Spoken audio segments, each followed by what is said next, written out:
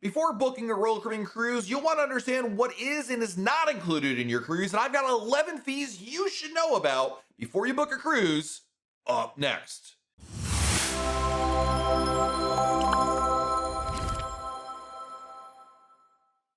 Hey everyone, it's Matt from RoyalCaribbeanBlog.com, and Royal Caribbean cruises are not all inclusive. I don't know if that's a surprise or not, but they aren't.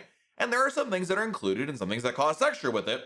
But I think some things, like shore excursions, are expected to cost extra, while other aspects of the cruise vacation may be surprised as to the fact they're not included in your cruise fare. So I wanted to share 11 fees you should know about before booking your Royal Caribbean cruise so you can plan appropriately for your budget, starting off with number one, port fees. When Royal Caribbean sends out emails advertising cruise deals, the rate does not include port fees. These mandatory fees vary based on where you're sailing to, with port fees in Alaska costing more than those in Europe or the Caribbean.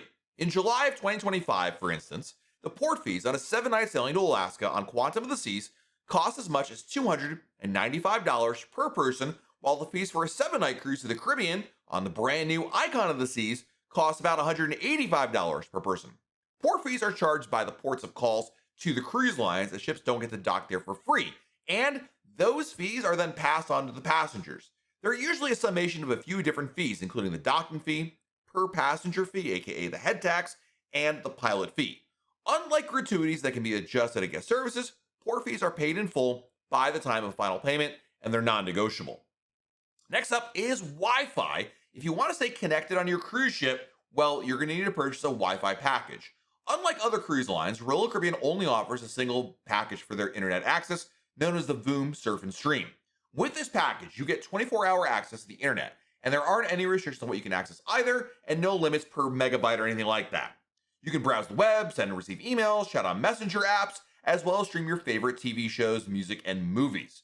Of course, there are ways you can check in on everyone at home without paying $20 a day, such as connecting while in port at local restaurants or coffee shops. For most, however, it's not feasible to be completely out of touch with the world, so you might want to factor in the Wi-Fi cost for your cruise. Pro tip, book it before your cruise. It will be cheaper than if you wait to book it on board. Another extra cost you should know about are gratuities. As of November 2023, the automatic gratuity rate for Royal Caribbean is $18 per person per day for a standard cabin, which means junior suites or below, and $20.50 per person per day for suites. That means that a family of 4 in a standard balcony cabin on a 7-night cruise can expect to pay an extra $504 for the week.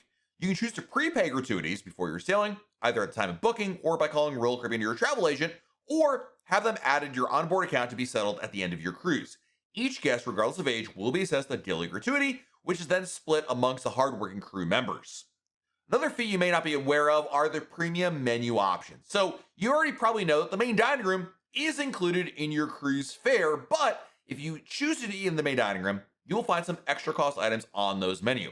This includes the main lobster tail, which is $16.99 for a single lobster, the Chops Grill filet mignon at $19.99, and the Surf and Turf, which gives you both lobster tail and filet mignon for $34.99. Now, there'll be plenty of other things to choose from if you don't want to pay for these upgraded offerings. If, however, you want a more intimate dining experience, well, then you might go for a specialty dining meal. And of course, specialty restaurants all cost extra, and they do range in prices depending on if it's a cover charge or all-inclusive. But dining is an area you're going to want to double check on before your cruise begins, because while you can certainly have a great cruise eating purely at the Windjammer and the main dining room and just eating over there, I think inevitably a lot of people want to splurge a little bit and either have a dinner out at a specialty restaurant, maybe buy a dining package to eat there all the time, or, as I mentioned earlier, simply upgrade their main dining room experience one of the nights and get filet or a lobster tail while there. Whatever you choose to do, it's a really good idea to look at what those costs are and budget appropriately before your cruise. Speaking of dining, Royal Caribbean ships offer 24-hour room service where you can have breakfast, lunch, dinner, and snacks delivered right to your cabin. Whenever I cruise on a balcony, I really look for the opportunity to enjoy breakfast on my private balcony at least once. Now, aside from the continental breakfast, all Royal Caribbean room service orders incur a $7.95 fee, as well as an 18% gratuity, bringing the total cost around $9.40. The fee is a fixed cost, meaning that you'll pay the same amount whether you order one dish or 8 of them. Royal Caribbean's continental breakfast includes items like toast, plain bagels, English muffins, assorted pastries, cereals, fruits, and yogurts. If you want any hot items, you'll have to order those and pay the service charge. Additionally, it is customary to give a small cash tip to the crew member delivering the food to your room. Another fee that I forget about all the time are corkage fees, because every guest is permitted to bring one 750 milliliter bottle of wine or champagne with them on embarkation day.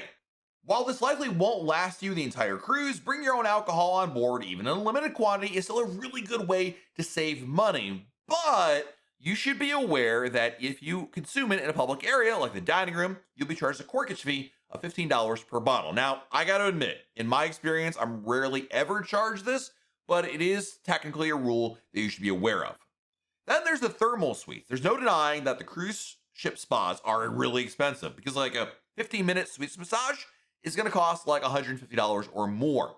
On Radiance, Quantum, and Oasis class cruise ships, there is a thermal suite option in which you can purchase a pass to get you access to there for the entire room. For instance, on an upcoming Quantum of the Seas cruise, the list price for a 7-day pass is $125, which is cheaper than a 50-minute treatment that you'll only be able to enjoy once, as opposed to being able to enjoy the thermal spa for the entire length of the cruise.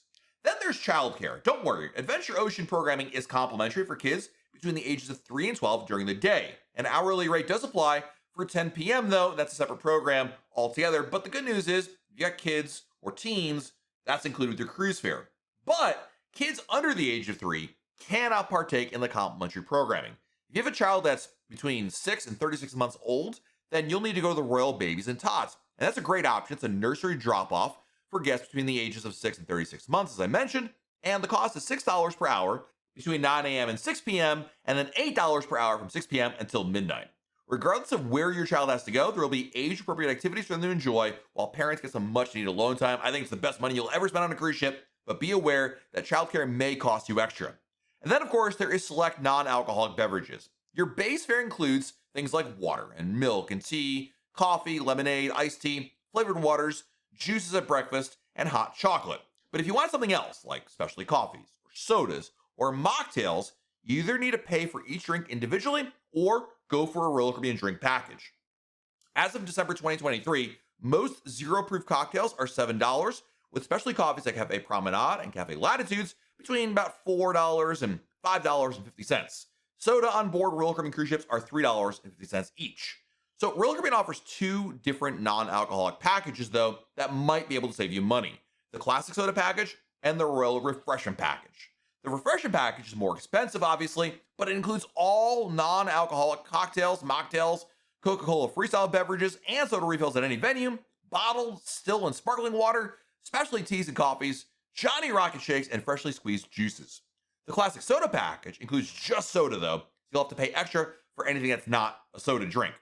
And then, of course, there's alcohol. Maybe this is a surprise to you, maybe it's not, but alcohol beverages cost extra on a Royal Caribbean cruise. You can either pay for them individually, or you can get a drink package. A cocktail will probably cost you between $10 and $15. A beer is like $8 or so.